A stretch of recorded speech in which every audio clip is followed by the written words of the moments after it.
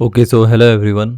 तो आज हम आईसीटी के private mentorship core content month 1 का लेक्चर यहाँ पे डिस्कस करने वाले हैं। इससे पहले जो हमने लेक्चर बनाया था आईसीटी पे वो कुछ बेसिक्स टॉपिक्स पे था, क्योंकि आईसीटी के लेक्चर जो रहते हैं वो काफ़ी ज़्यादा एडवांस हो जाते हैं, तो उसके लिए हमें बेसिक्स क्लियर होना काफ़ी ज़रूरी है। तो आज जो भी हम लेक्चर देंगे उसका सारा क्रेडिट माइकल को जाता है। Okay, so special thanks to him. Okay, जो आपको नज़र आ रहा है, ठीक है, ये कहीं ना कहीं मार्केट किस तरीके से काम करता है ये उसको शो कर रहा है कि मार्केट यहाँ पे किस तरीके से यहाँ पे काम करता है। अब जो स्पेकुलेटिव यूनिफॉर्म मनी है वो बेसिकली हम रिटेलर्स होते हैं, ऑलराइट।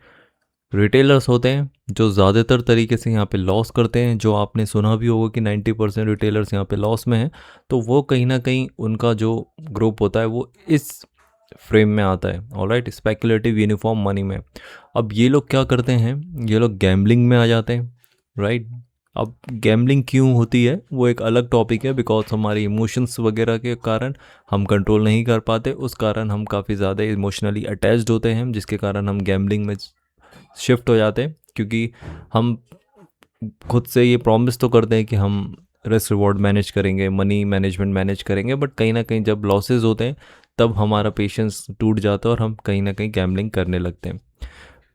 इंडिकेटर हो गया, सपोर्ट रेजिस्टेंस हो गया, इनके बेसिस पे ये लोग ट्रेड करते हैं, यानी कि स्पेकुलेटिव यूनिफॉर्म मनी है जो कि मार्केट में खुद यहाँ पे क्या होते हैं, टारगेट होते हैं। अब जो मेक एफिशिएंसी पैराडिग्म है, अब ये लोग जो होते हैं रिटेलर्स, ये पूरी तरीके से यहाँ पे लॉस में ही होते हैं। ऐसा नहीं है कि उनको प्रॉफिट नहीं होता, बिकॉज अगर उनको प्रॉफिट नहीं होगा तो वो मार्केट से एग्जिट ले लेंगे, ऑलराइट।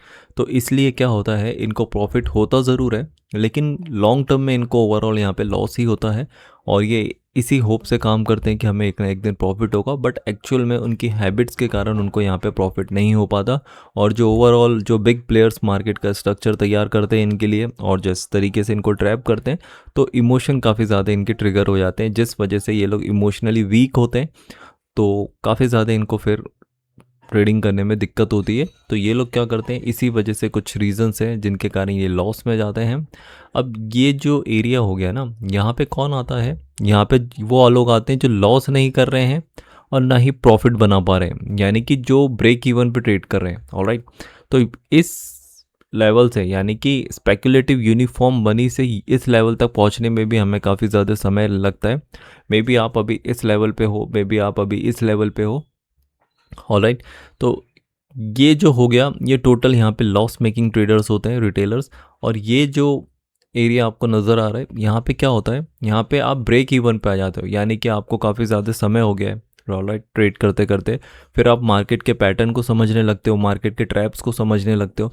तो फिर आप कहीं ना कहीं अपने आप को कंट्रोल करना स्टार्ट करते हो कि अब देखो, रिस्क रिवॉर्ड, बिना रिस्क रिवॉर्ड जब आपको समझ में आने लगता है कि बिना रिस्क रिवॉर्ड मेंटेन नहीं हो पाएगा। क्योंकि देखिए, आप कितना साल भी हो गए हो आपको ट्रेडिंग में, अगर आपके प्रॉफिट छोटे हैं और लॉसेस काफ़ी ज़्यादा बड़े हैं, तो फिर देखिए ओवरऑल लॉन्ग टर्म में या मंथली बेसिस पे या वीकली बेसिस पे आपको लॉस ही नज़र आता है। तो जब ट्रेडर को ये समझ में आने लगता है कि हमें रिस्क मैनेजमेंट करके चलना पड़ेगा, मनी मैनेजमेंट करके चलना पड़ेगा, तो कहीं ना कहीं वो फिर अपने रिस्क को मैनेज करके चलते हैं, और जो भी वो ट्रेड एग्जीक्यूट करते हैं उसमें वो कहीं ना कहीं ब्रेक इवन पे रहते हैं। अब मे बी इनको यहाँ पे प्रॉफिट ना हो रहा हो वीकली, मंथली या लॉन्ग टर्म में, बट ओवरऑल इनको लॉस नहीं होता है। और मार्केट का एक सिंपल सा फंडा है कि अगर आपको लॉस नहीं हो रहा है तो भले ही छोटा प्रॉफिट हो, लेकिन प्रॉफिट आपको ज़रूर होगा। तो यहाँ पे जो ट्रेडर्स आते हैं वो ब्रेक इवन वाले ट्रेडर्स रहते हैं, कि जो भी उनको काफ़ी एक्सपीरियंस होता है, एक्सपीरियंस के बेसिस पे उनको अब जो पहले मनी लॉस हो रहे थे वो लॉस होना कम हो जाता है, और कहीं ना कहीं वो छोटा मोटा प्रॉफिट या प्रॉफिट में ही आ जाते हैं। अब बात आती है कि स्मार्ट मनी कौन होता है। बेसिकली यही लोग होते हैं जो लिक्विडिटी प्रोवाइड करते हैं। अब लिक्विडिटी किनकी प्रोवाइड करते हैं, जो स्पेकुलेटिव यूनिफॉर्म मनी होते हैं, ऑलराइट। अब ये लोग जो होते हैं ना, इनके जैसे तो देखिए हम ट्रेड नहीं कर पाएंगे, बट कहीं ना कहीं यही लोग होते हैं जो मार्केट में ट्रैप्स बनाते हैं, जो रिटेलर्स को ट्रैप करते हैं और जो लिक्विडिटी क्रिएट करते हैं। बिकॉज आपने सुना होगा कि मार्केट लिक्विडिटी के बेस पे जाता है, यानी कि एसएल के बेस पे ही मार्केट यहाँ पे रन करता है। तो एसएल मार्केट में क्रिएट कौन करता है, स्मार्ट मनी क्रिएट करती है। और एसएल किन के क्रिएट होते हैं, स्पेकुलेटिव यूनिफॉर्म मनी, यानी कि रिटेलर्स के एसएल यहाँ पे क्रिएट होते हैं। तो अभी आप जो भी स्टेज पे हो, इनके स्टेज पे भी पहुंचा जा सकता है। यानी कि जो हम बात करते हैं कि जो 10% लोग कौन होते हैं जो यहाँ पे प्रॉफिट करते हैं, वो यही लोग होते हैं। तो इन 10% में आने के लिए हमें काफ़ी ज़्यादा एक्सपीरियंस चाहिए, काफ़ी ज़्यादा मेंटली स्ट्रांग होना पड़ता है, इमोशनली वीक नहीं होना चाहिए। बिकॉज ऐसा नहीं है कि इस 10% में हम नहीं आ सकते, हम डेफिनेटली आ सकते हैं, बट ये 90% से निकलना हमारे लिए काफ़ी ज़्यादा ज़रूरी होता है। अब देखिए 90% से जो निकलता है ना, वो डायरेक्ट 10% में नहीं आएगा। 90% वाला आएगा, पहले ब्रेक इवन पे आता है, जब उसके लॉसेस कम होने स्टार्ट हो जाते हैं तो वो ब्रेक इवन पे आता है, ना प्रॉफिट ना लॉस, हल्का मुल्का प्रॉफिट लेके ही निकलता है। उसके बाद फिर इस फेज़ में आपको थोड़ा बहुत समय बिताना पड़ता है, इवन आपको अच्छा खासा समय बिताना पड़ता है। उसके बाद जब आप इस फेज़ को क्लियर कर लेते हो तब आप इन 10% के में आप एंटर करते हो। और जब आपको 10% की चीज़ें समझ में आने लगती है तो आप काफ़ी अच्छा मार्केट से यहाँ पे पैसा बना सकते हो।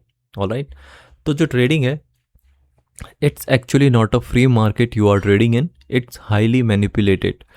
तो ये जो मार्केट है ओवरऑल जो हमने ये डिस्कस किया, ये मार्केट है, ये काफ़ी ज़्यादा मैनिपुलेट किया जाता है। ऑलराइट, मार्केट को आपको कई बार आपको देखने को मिलेगा कि आपका टारगेट से पहले ही मार्केट नीचे चले जाता है, या आप टारगेट बुकिंग कर ले तो उसके बाद काफ़ी ज़्यादा ऊपर चले जाता है। तो ये ना मैनिपुलेट किया जाता है, ये विद प्लानिंग होता है। हमें लगता है कि मार्केट रैंडम मोमेंटम कर रहा है, मार्केट कभी भी रैंडम मोमेंटम नहीं करता। हर मोमेंटम के पीछे कुछ ना कुछ बिग प्लेयर्स का इंटेंशन होता है, तो उनको इंटेंशन को समझने को ही हम फुटप्रिंट्स बोलते हैं। आपने सुना होगा कि आप अगर बिग प्लेयर के फुटप्रिंट्स को पहचान लेंगे तो कहीं ना कहीं आपको मार्केट समझ में आने लगेगा। तो इन्हीं के फुटप्रिंट समझने के लिए आईसीटी ने हमें कुछ कॉन्सेप्ट दिए हैं जिसके बारे में हम आगे डिस्कस करने वाले हैं।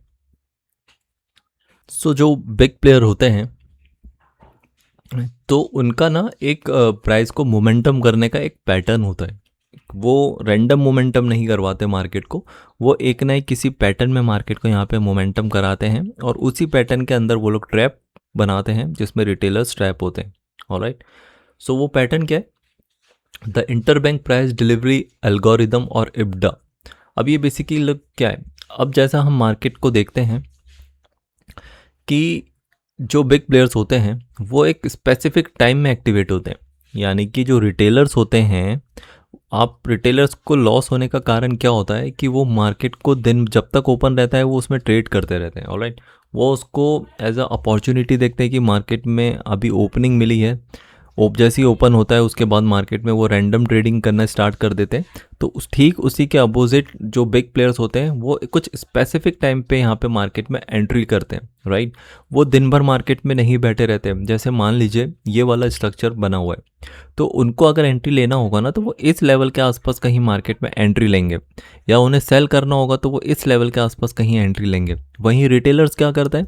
रिटेलर्स बीच में रैंडम कहीं एंट्री लेता है, ट्रेड एग्जीक्यूट करता है और उसको फ्लक्चुएशन में यहाँ पे क्या हो जाता है? लॉस देखने को मिलता है।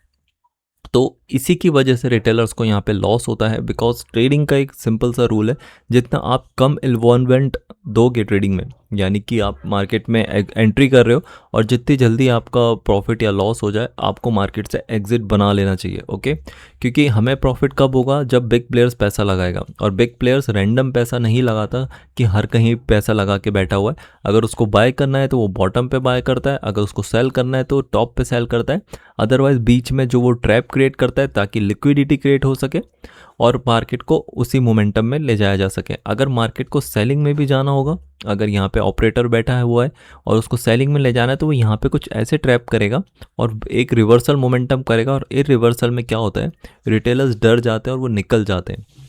और राइट, क्योंकि हमारा एसएल इतना बड़ा होता नहीं है, तो एसएल छोटे होने के कारण हमारे एसएल हिट हो जाते हैं, और फिर जैसे ही मार्केट ऑपरेटर रिटेलर्स को यहाँ पे ट्रैप करता है, मार्केट कंटिन्यू इसी डायरेक्शन में मार्केट को रखता है।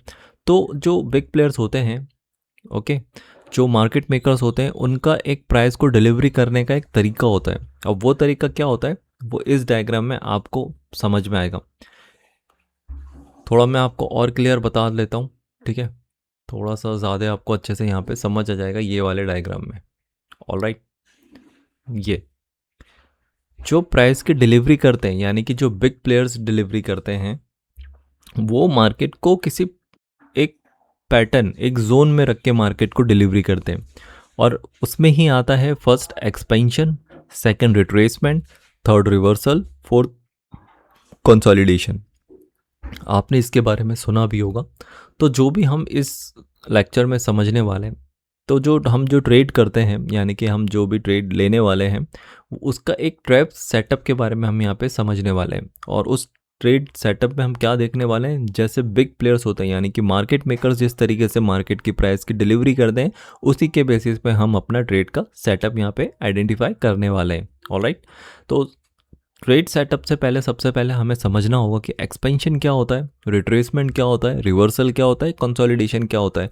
मे बी इन वर्ड्स को आपने सुना होगा, पर आज हम डिटेल में बात करने वाले हैं। आपको एक नॉर्मल जो भी आपने सुना होगा इनके बारे में, उससे आपको कुछ अलग इन्फॉर्मेशन आज आपको देने का मैं ट्राई करूँगा। ऑलराइट।